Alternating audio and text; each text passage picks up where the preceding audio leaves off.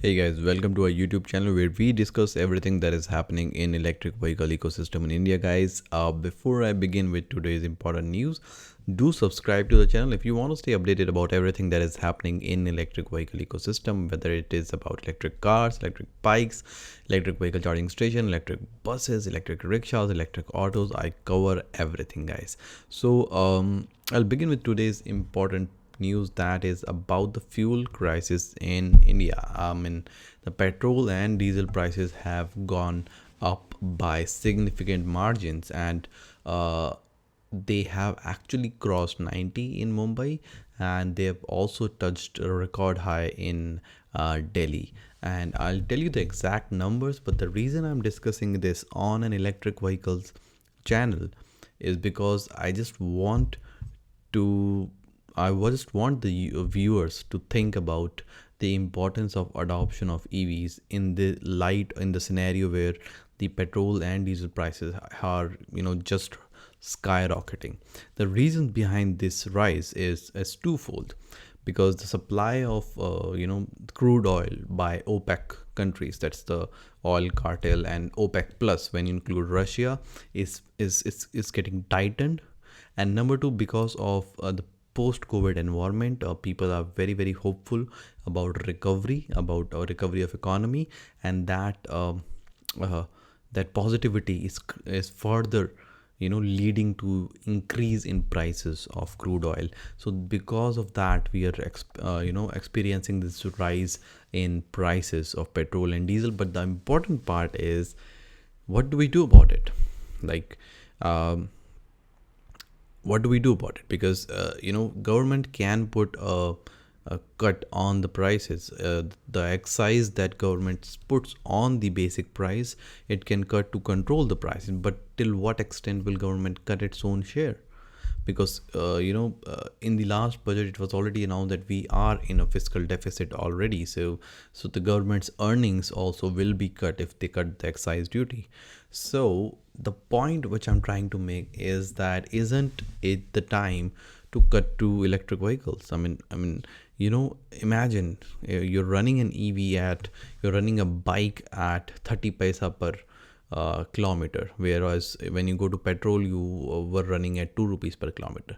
You're running a three-wheeler at 50 paisa per kilometer, whereas in petrol or diesel three-wheeler, you're running at 3 rupees per kilometer. So all this price that is getting saved, all this money that is getting saved, all this CO2 emission that is getting saved has to be factored in by us while buying our vehicles. I am pretty sure that after this price rise of petrol and diesel, people are now seriously going to consider to buy electric cars or electric bikes. Who wants to pay 90 rupees per liter? Who wants to pay? If I tell you about the prices, in Delhi, the petrol prices are 88 rupees 73 paisa per liter, and the diesel prices are 79 rupees. In Mumbai, if I talk about, the prices are 95 rupees per liter for petrol and 95 rupees per liter. That's huge, guys. And also, if I talk about the branded petrol, the branded items, they are almost gonna touch 100. In fact, the branded fuel in Rajasthan has already crossed 100 rupees. So and in Mumbai also, it is very much nearing to rupees 100 tax. So this is huge, guys. This is huge price rise, and this raises some serious questions, that do we want to buy petrol or diesel vehicles at all now? If I drive my car once in a week, once in a month, I may. It's not really gonna matter to me. But if somebody really drives every day to office or to delivery or commercially or personally, the operating cost is gonna be extremely high. So if I calculate the total cost of ownership of a petrol or diesel car and compare it with total cost of ownership of an electric car, by total cost of ownership, I mean Not just the cost of purchase, but cost of running, maintenance cost, insurance cost, registration cost, all these costs, resale value. If you consider all these costs, the answer is that electric car may and it most probably will be cheaper than the diesel and petrol car.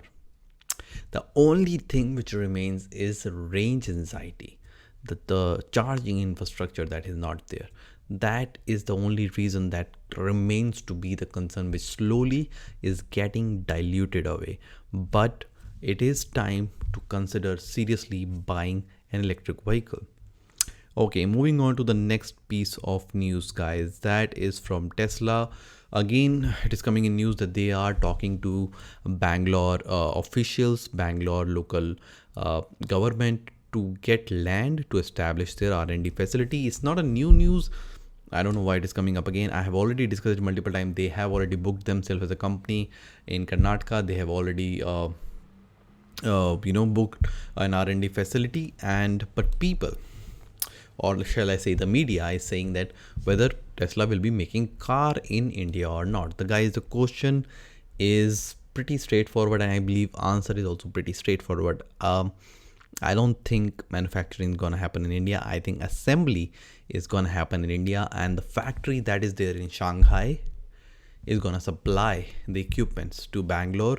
The factory in Shanghai is already building Model 3, Tesla Model 3, and it is exporting that Model 3 to Europe. So there is no reason why that Model 3 will not be exported to India, which is very nearby. So the cost of transportation has already been, it's not going to be much. So I believe that CKD route will be followed, completely knocked down route where parts will be imported and assembled. I don't think it's going to be a full-fledged factory. Definitely it's not going to be a full-fledged factory. It takes huge land and huge investment, but definitely they're going to be a assembly facility to assemble the parts. So things are moving pretty fast actually after the tweet from Elon Musk. So we have to see when this actually happens on the field, but definitely by end of this year you're gonna see Tesla registrations in India. That's my gut feeling. Okay guys, moving on to the next piece of news, guys. This is the last piece of news I'm going to discuss today. It is from Nexon Mobility Rompus Electric Bike. The name is pretty much a tongue twister, Nexon Mobility, and it is based out of Gujarat. They have they've come out with an electric bicycle, Rompus Plus, and they will be available very soon on Amazon and Paytm Mall and through Nexon's dealership and website. You can go and check it out. I'll tell you about the details. It has a 36 volt 5.2 ampere hour lithium ion battery. So if I calculate in terms of unit, it's somewhere around 0.2 unit battery, not a big battery. And the range is 25 km on throttle, which is I think purely on power. And if you can go 35 km on eco pedal, that is pedal assist mode. The specification is not better than the electric bicycle I covered some time back, that was e-Motorrad, but I'll have to see the prices. The price is not mentioned yet. Once I have the prices, I'll be able to tell you the comparison of this Rompus Plus with e-Motorrad.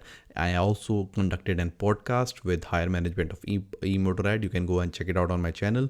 So guys, on my Hindi channel. All right. So guys, that's it about today. One thing which I noticed about this particular bike is that the battery is probably not separately attached on the chassis as it's normally the case in electric bicycles. That is one thing that I would say is it's different. Otherwise, the design is pretty standard. There is chassis, there is pedal, and there is motor.